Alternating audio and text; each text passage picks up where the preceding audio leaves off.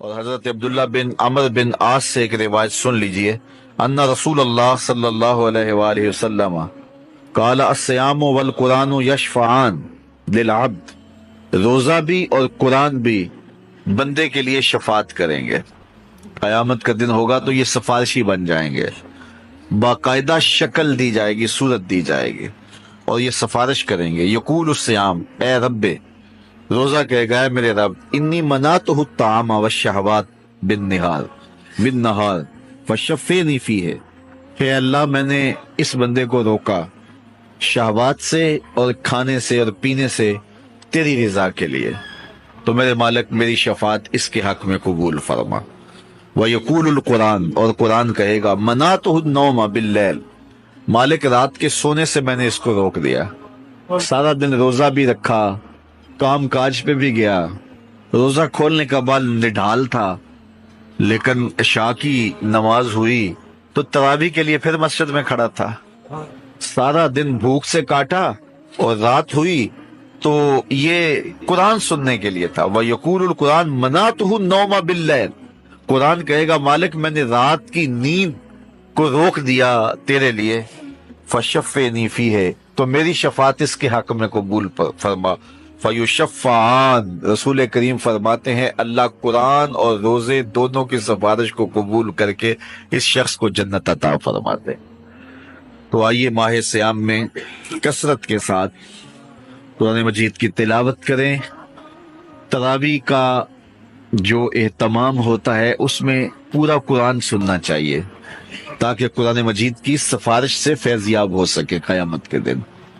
تو یہ درمیان میں چھوڑ کے کوئی 8 پہ بھاگ گیا، کوئی 10 پہ بھاگ گیا، کوئی 4 پہ بھاگ گیا، اس کلچر کو ختم کریں اور 20 تراویح جماعت کے ساتھ پڑھیں، پورا قرآن مجید سننے کا موقع نصیب ہو۔ مسجد کی زیب و زینت ہے، رونق ہے نمازیوں سے، اور جب آدھے نمازی چھوڑ کے بھاگ جائیں تو پھر کیا کیفیت گزرتی ہوگی مسجد پر۔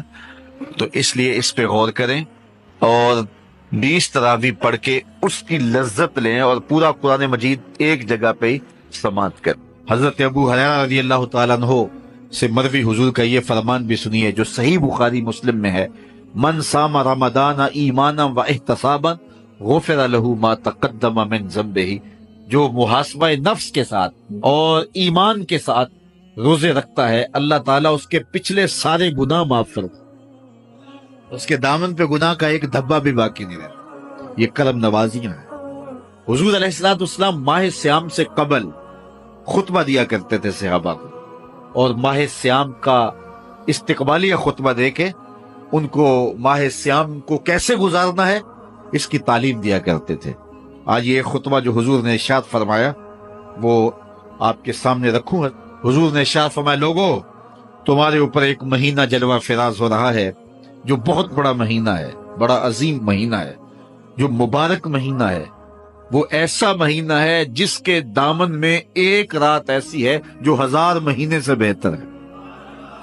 جعل اللہ صیامہ فریدہ، اللہ نے اس مہینے کے روزے کو فرض بنایا، وقیام لیلۃ تطوعا، اور اس کی رات کے قیام کو نفل بنایا، من تقرب فیہ بخصلۃ من الخیر کان کمن ادى فریضۃ فیما سواہ، اور جس نے کوئی اس مہینے میں بھلائی کی تو وہ ایسے ہے کہ جس طرح اس نے فریضہ ادا کیا۔ اگر کسی نے نفل ادا کیا تو ایسے ہے جس طرح اس نے فرض ادا کیا۔ ومن ادى فریضۃ فیہ کان کمن ادى 70 فریضۃ فیما سواہ، اور جس نے اس مہینے میں ایک فرض ادا کیا اللہ تعالیٰ اس کو 70 فرضوں کا ثواب عطا، وہ ایسا جس طرح اس نے 70 فرائض ادا کیے۔ وہو شہر الصبر، وہ صبر کا مہینہ ہے۔ والصبر ثوابہ الجنہ، اور صبر کا ثواب جنت ہے۔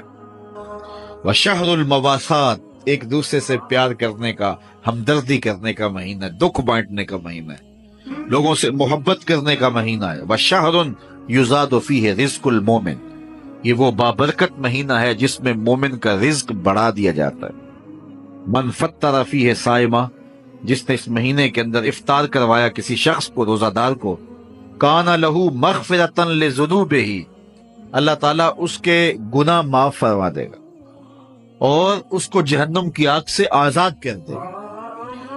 وَكَانَ لَهُ مِثْلُ أَجْرِهِ، اور روزہ رکھنے والے کو جتنا اجر ملا روزہ افطار کروانے والے کو بھی اتنا ہی اجر دیا جائے۔ من غیر ان ينتقص من اجرہ شیئا، روزہ رکھنے والے کے اجر میں کسی کمی کے بغیر، اس کے اجر میں بھی کوئی کمی نہیں ہوگی، اور روزہ افطار کرانے والوں کو بھی پورا پورا اجر دے دیا جائے۔ قلنا یا رسول اللہ صلی اللہ علیہ وسلم، صحابہ فرماتے ہیں ہم نے عرض کی اے اللہ کے پیارے حبیب، لیسا کلنا ناجد ما نفطر بہ الصائم، ہم میں سے سارے تو ایسے نہیں ہیں کہ جو روزہ دار کو روزہ افطار کروا سکے، غریب لوگ بھی ہیں، مسکین لوگ بھی ہیں، تو سارے لوگ تو ایسے نہیں ہیں۔ تو حضور نے کیا ارشاد فرمایا، سنیے۔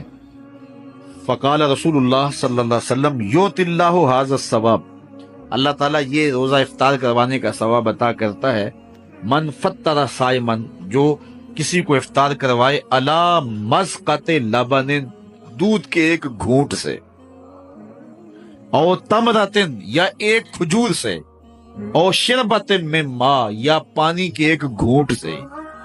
لازمی نہیں ہے کہ بہت سموسے پکوڑے بہت کچھ پڑے ہوئے ہوں اور بڑی فرنیاں شرنیاں ہوں، نہیں، اگر صرف ایک گھونٹ پانی کا پلا دیا، ایک لسی کا گھونٹ پلا دیا، ایک کھجور کھلا دی، تو حضور نے ارشاد فرمایا اللہ اس کو بھی پورا روزہ افطار کرنے کا ثواب عطا فرمائے۔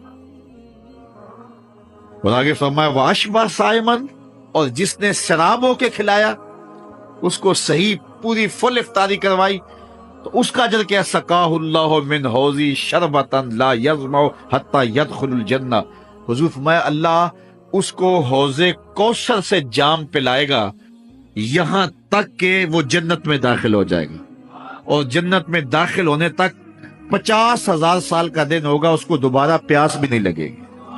جب جام کوثر مل گیا، جس نے ایک گھونٹ بھی پی لیا، اس کو پھر پورا حشر کا دن پیاس نہیں لگے گی۔